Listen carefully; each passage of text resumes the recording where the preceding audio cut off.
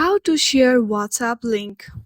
If you want to send the link of the particular user, then you cannot really do that.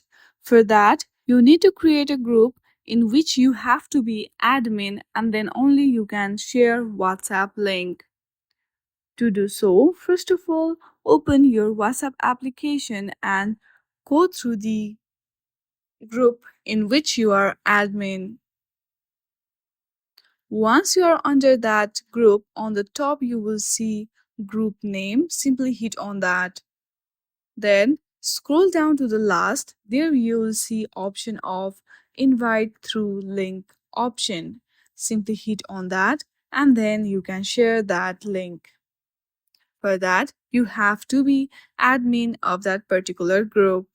I hope you like this video. If you like this video, then please do not forget to like and subscribe to our channel.